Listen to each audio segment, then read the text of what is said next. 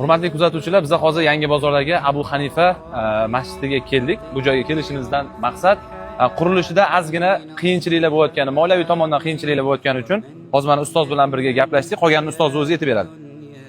Assalomu alaykum va rahmatullohi va barakatuh. Bismillah, alhamdulillah va salatu va salam rasulillah. Bizni kuzatib turgan muhtaram azizlar, Alloh rozi bo'lsin.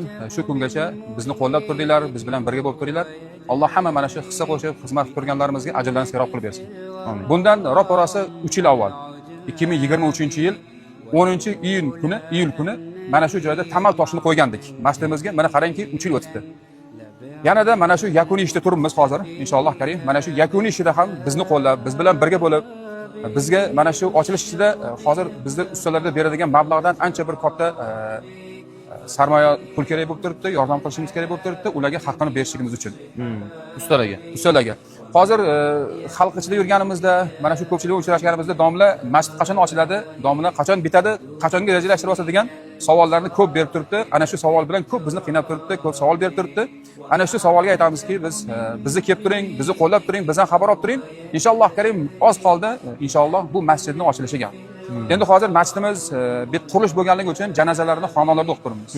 Payg'ambarimiz alayhisalom muborak hadislarda qaysi bir musulmon vafot qilsa, unga Allohga hech narsani shirk keltirmagan 40 ta banda qatnasa, Alloh taolo ularni qilgan duolarini ijobat qilib, qabul qilib, mayit haqidagi ular haqiqiy qilgan duolarini ijobat qiladi dedi. Inshaalloh karim masjid ochilsa, atrofdagilar mana shu masjidga kelib janoza o'qiladigan bo'lsa, bu joyda yuzlab balkim odamlar mana shu janozada ishtirok etadi, janozadagi mayitni haqqiga duo qiladi. O'tganlarning haqqiga ehson qilayotganlarimiz bor, o'tgan otalarning, onalarning haqqiga.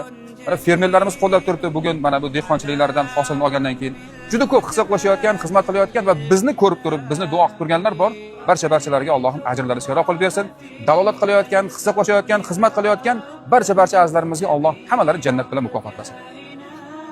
Ustoz, hozir bu gaplaringizdan keyin to'g'risi men o'zim nafratlanib ketdim. Chunki o'zimizda shu yerda shunaqa masjidda qurilishiga qiyinchilik bilan hozir o'zingiz harakat qilib, ustalarga yetishmovchilik bo'lib turibdi deganingiz uchun men xudo xolasa shu masjid bitguncha o'zim shu yerda nima xizmat bo'lsa qarashaman.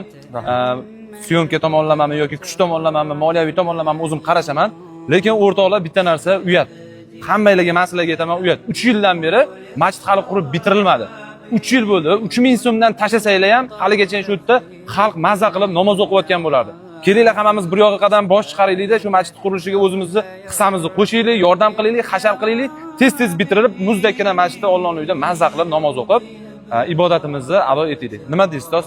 Albatta, hamma niyat qilgan, buni ko'rib turganlarga Allohim ajrini serob qilib bersin. Kuzatib turganinglar uchun rahmat. Agar moliyaviy tomonlama hech qanaqa imkoniyatinglar bo'lmasa, sizlardan iltimos qilib qolamiz. Iltimos. Yurakdan aytamiz, iltimos qilib. Boshqa iloji qolmadi. Kimgadir tashab qo'yinglar, like bosib qo'yinglar. Qanaqadir yordam qilsanglar, biz shu yerdamiz. Mana ustozni o'ziga kelib, bemalol murojaat qilsanglar bo'ladi. Xudo xohlasa, oddiy kuni biz bu yerda ommaviy, chiroyli bir hashar uyushtirmoqchimiz. Nima deysiz, ustoz? Albatta, juda go'zal bo'ladi. Chunki bu ishlar hammasi avvaldan xalqimizning birligi bilan, hashar yo'l bilan qilingan.